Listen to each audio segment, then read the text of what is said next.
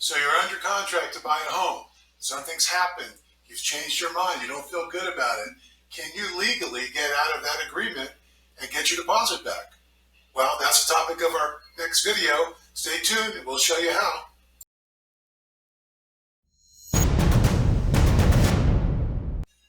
Hey guys, Brian Chandler here at RE/MAX Alliance in Parker, Colorado. If you hear a little background noise today, that's because we got a thunder and lightning storm going on right now and a little bit of hail. So I don't have a lot of lighting come through. Got some additional lighting here, so I'm not all in the dark. But subscribe, hit the button down below and hit the bell. That way you can get new videos to help you understand and deal with real estate transactions. Whether you're a buyer or a seller, we'll go over, give you some great tips and tools. Now, we're going to go over a contract today, and it's like, well, we bought a house, my significant other and I, as an example. We're not doing so well. I don't think we should continue to buy the house. Can we get out of it legally and get our deposit back? Or I'm just not feeling good about this. You know, something is telling me this something I shouldn't do. Can I get out of it and get my deposit back? Well, contracts like this monster are worded in such a way that you do have some legal outs, and we'll go over a couple of them now. It's really important that you deal with a realtor who knows their agreements and knows their contracts and is experienced. We go over these every couple months and review them, as you see, mark them up. This is about a 20-page monster that has a ton of stuff in it. And I'll show you one example here in just a little bit. And I'm wearing my Denver Broncos hat because I'm missing some football as well as other sports. So let's reminisce. Let's think that, okay, well, we've got our hat on and think positive. So we're going to start off by some definitions. You may already know what this means, but let's just review for those who may not be clear. Objective versus subjective. Anything objective sticks to the facts, but anything subjective has feelings. They're opposite. So objectively, it's like, okay, this has happened, and this is what's going to take place. Subjectively is like, I feel that if this happens, this might take place. So it's not based on facts.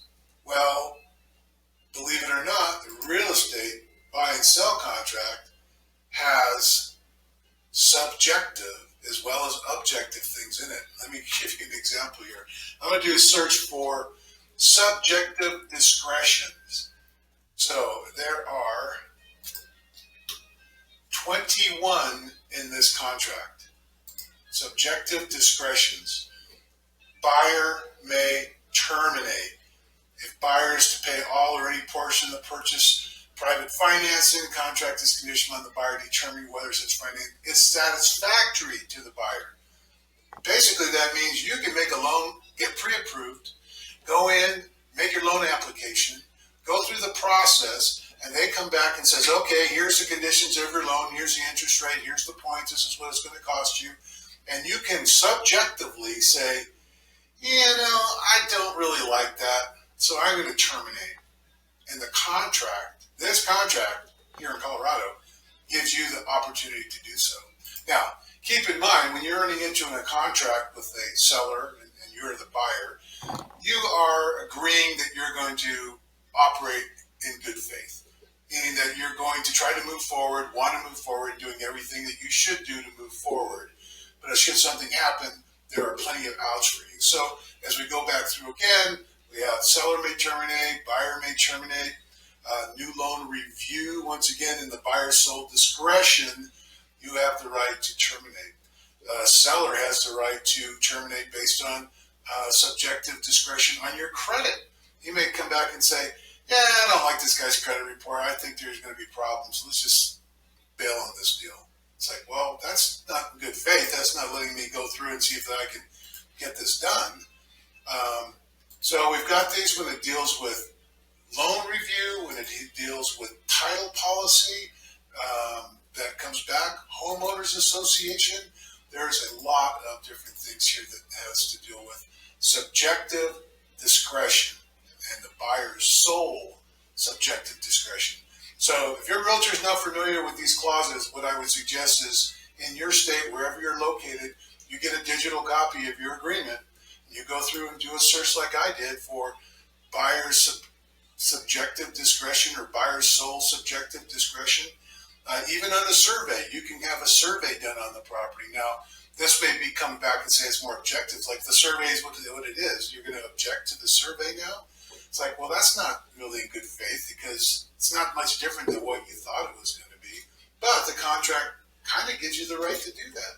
So have your realtor explain to you what your options are. And going into the transaction, so you know that if something occurs and you need to back out, what your legal recourses are, and you're able to then legally terminate and back out of your agreement, get your earnest money deposit back. Anyway, that's the tip for today. Once again, Brian Chandler, RE/MAX Alliance in Parker, Colorado. Subscribe, get more of these great tips, help you out in your real estate transactions now or in the future. Take care. See you next time.